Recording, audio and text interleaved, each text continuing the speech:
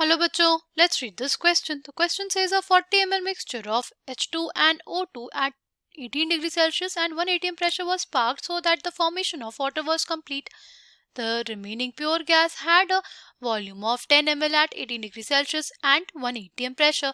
If the remaining gas was hydrogen, the mole fraction of hydrogen in the 40 ml mixture is option A 0.75, option B 0.5, option C 0.65, option D 0.85. The key concept for this question is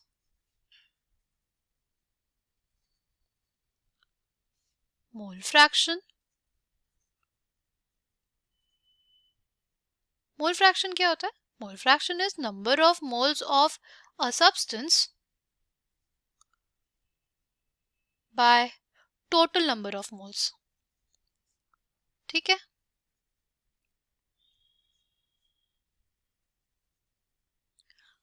Now, इस question में क्या दिया हुआ है? अगर हमारे पास जो क्वेश्चन है उसकी बात करें तो देखो क्वेश्चन में बोला कि 40 ml का मिक्सचर है हाइड्रोजन और ऑक्सीजन का, कितने टेम्परेचर पे 18 डिग्री सेल्सियस पे, कितने प्रेशर पे 1 atm प्रेशर पे, उससे हमारे पास क्या बन रहा है? वाटर। फिर उसके बाद बोला है कि जो प्योर गैस है उसका जो वॉल्यूम है वो है 10 ml। ठीक, इफ द रिमेनिंग गैस हमारे पास दे दिया कि हाइड्रोजन है, तो मोल फ्रैक्शन क्या होगा हाइड्रोजन का इन द 40 ml मिक्सचर, ये हमसे पूछा है।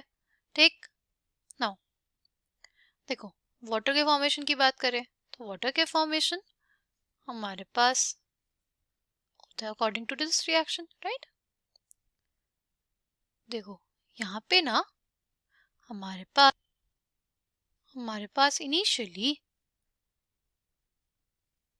Volume of hydrogen gas A था और volume of oxygen gas B था। वाटर तो उस समय नहीं था, right. Time T is equals to T पे क्या हुआ?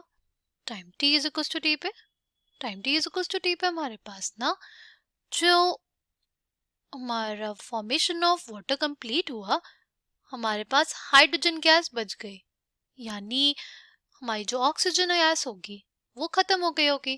तो हम लोग ये लिख सकते हैं ना time T is equal to T पे जो बी है वो 0 हो गया। अब अगर हम लोग देखिए वॉल्यूम ऑफ हाइड्रोजन गैस तो वो हमारे पास क्या हो जाएगा? वो हमारे पास हो जाएगा a माइनस 2b। ठीक है, वो कितना हो जाएगा हमारे पास? a minus 2b। ऐसा क्यों? ऐसा इसलिए क्योंकि हमारे पास एक मोल हाइड्रोजन जो है वो हाफ मोल ऑक्सीजन के साथ रिएक्शन दे रहा था। ठीक है, एक मोल हाइड्रोजन एक हाफ मोल ऑक्सीजन के साथ रिएक्शन दे रहा था, राइट।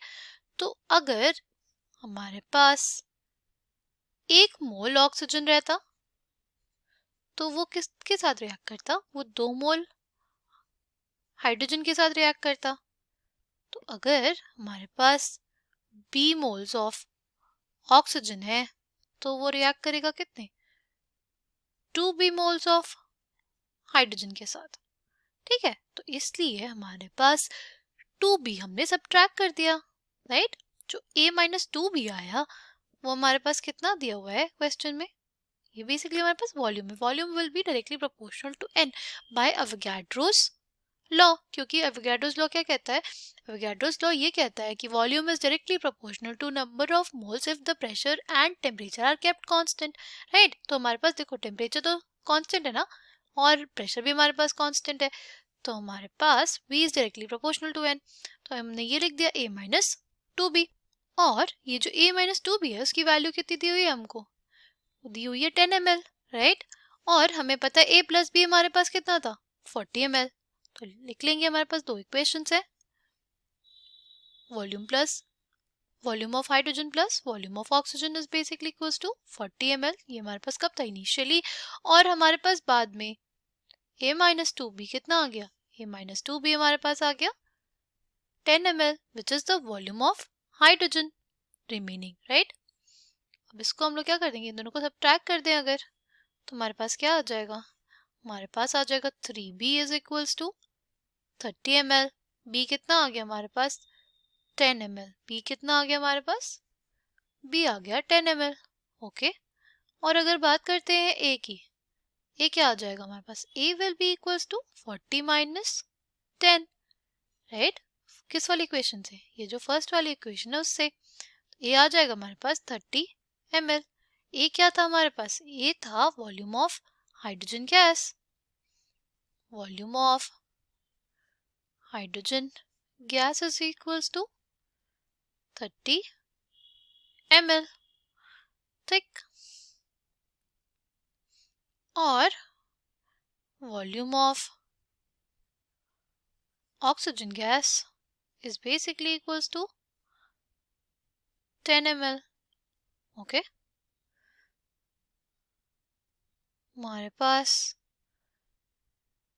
जो नंबर ऑफ मोल्स होगा वो डायरेक्टली प्रोपोर्शनल होगा हमारे वॉल्यूम के। तो हम लोग ये लिख सकते हैं ना कि अगर हमारे पास volume of hydrogen gas by volume of hydrogen gas plus volume of oxygen gas करें तो ये हमारे पास बराबर हो जाएगा number of moles of hydrogen gas by number of moles of hydrogen gas plus number of moles of oxygen gas.